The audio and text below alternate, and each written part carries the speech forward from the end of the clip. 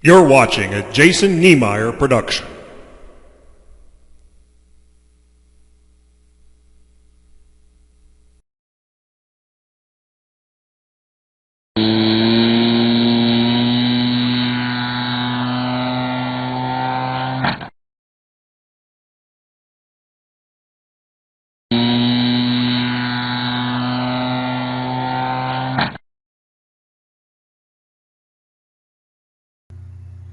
Are you tired of crashing those airplanes due to poor battery performance? Are you totally in the dark about what condition your battery pack is telling you? What do you do with that information from that analyzer after you analyze that pack? All of these questions are perplexing questions for new and experienced modelers alike. What you're looking at is a spreadsheet in Microsoft Excel 2007. Oh, don't worry, you don't have to be an Einstein mathematician or computer programmer to run this tool. This is so simple. Most of the features in it are locked, so you're not even going to mess it up. The only features that are available for entry are these areas here in this blue field and your milliamp hour capacity settings list over here. Just simply put in the packs that you don't have that are currently on the list already. When you receive the file, there will be no numbers in the field.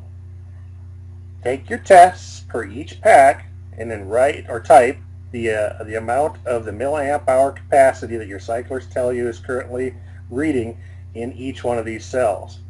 Automatically, it will adjust everything else in the chart.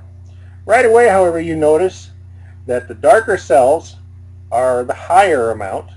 As it begins to get lighter is the lower amount. And again, there's other warning features here too. The green lights indicate, again, the higher amounts. The yellow triangles indicate a drop, and the red ones indicate the lowest amount. So again, you can quickly see, other than just looking at numbers, sometimes can be a bit mind-numbing. This manages those numbers and also gives you other tools to quickly visualize just exactly what that pack is doing. Kind of like looking into it and seeing its fuel gauge. It's a lot more valuable than just looking at numbers. At a quick reference, you can see just exactly what's going on. And again, if I can bring your attention down here to the line graph, we can see in a line graph what's happening to that pack over time. Now, they're color-coded to match the chart.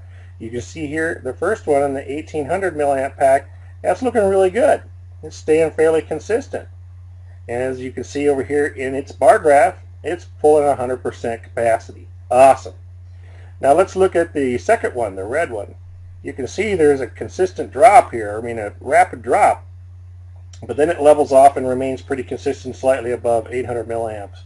That pack could probably be used in a smaller type trainer airplane with not a lot of milliamp hour capacity demands for that cell, but you got to wonder why that thing is dropping like that. Of course, those questions can't be answered. You can assume, of course, that it's probably got a bad cell in it. So, I'd just probably break it apart and use the rest of those cells in your glow igniter or something like that. You might not even want to use it anymore at all, because this industry standard is anything below 70% is not flyable. And even with that larger capacity drop, this pack is pushing 70% right now. So this is a good indicator to tell you just exactly what's happening to that pack over time. And that's awesome. And of course, this bar graph here is showing you just exactly what the percentage of the capacity is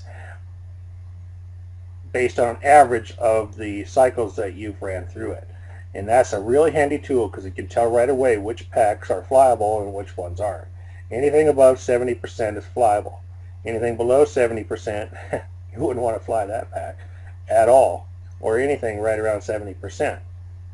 Now again, back to the 1800 milliamp hour pack.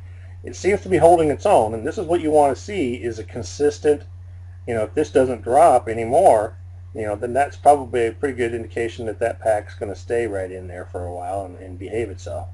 As you can see on the 1400 milliamp hour pack, this green one here, it dropped a little bit, and now it come back up. This is pretty common for some NICADs over a cycling regiment, that they will regain some more ability to retain more milliamp hours for you during a few extra cycles. So if it's an older pack, hasn't been cycled in a while, it's apt to drop.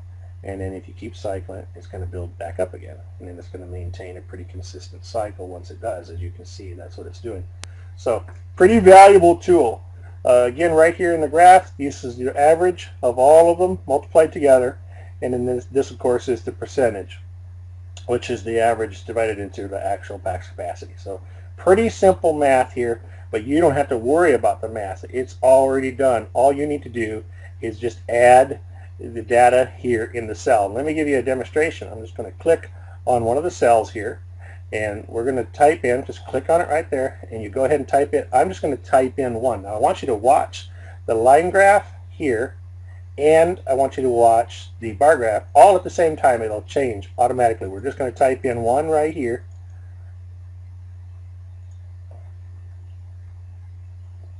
1, and then we're going to hit enter, enter, and look at that.